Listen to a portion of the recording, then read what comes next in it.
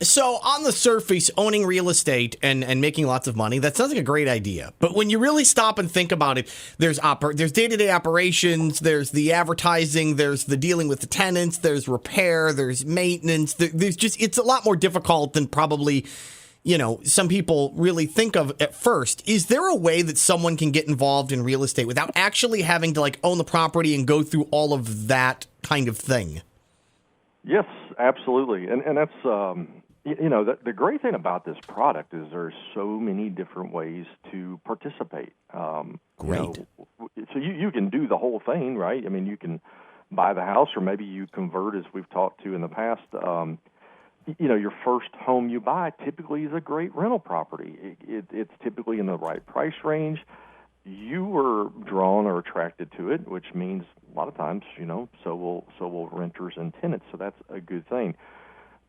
But breaking it down a little bit further, if you own land, it can be a great investment. You can lease dirt, if you can even believe that. There doesn't even have to be anything on it. And one nice thing about dirt is it doesn't really talk back. It doesn't really give you any issues. Really, it doesn't break down. There's no working parts, and so there's no repairs. So I like dirt for that reason. It's pretis permanent, right? It's not going to move, or hopefully it doesn't move. We hope. And I think a really great example of this is McDonald's. McDonald's Corporation itself owns a great portion of the land that all the franchisees have their buildings sitting on. It was really one of the most, I guess, brilliant things that Ray Kroc figured out. I mean, yes, we can own the business and the restaurants and the procedures and all that, and we could do it all ourselves, or we could just buy really, really amazing prime real estate and lease it back to the franchisees, and they control the operations of the business and those type of things. So kind of neat. Ground lease, has really worked very, very well for McDonald's. Other folks, maybe not, the money, you're talking millions of dollars with McDonald's because of the locations they choose, but maybe how about a farmer? In our area, we see a lot of farmers that lease the ground in which they grow the crops. They actually don't own the land. They're paying the owner a percentage. It could be a percentage of the crop. It could be just a set price or fee or whatever it is per year. And they grow the crops on that person's land, which is a good long-term play for that landowner. Because one thing about land is if you don't do anything with it, stuff grows.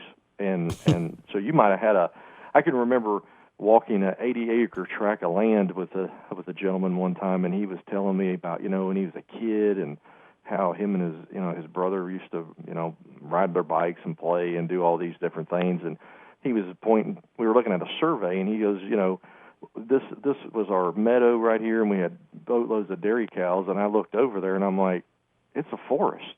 There's no meadow, But it had been 50 years ago, and now there's all these humongous, seasoned hardwoods on there. So by leasing your land and allowing it to be farmed, it also keeps it from getting overgrown and grown up and all that. So that's a way to preserve that cleared land. Hunting leases have become very, very popular. So we've got people that they like the outdoors, either men or women that want to hunt. They're sportsman type folks, but they don't own the property. They just pay a percentage or pay a fee every year to the landowner for the privilege to hunt on that property, and that has become a really good investment, especially in the Midwest. There's a place, Pike County, Illinois, is probably one of the hottest spots in America for large game, especially deer.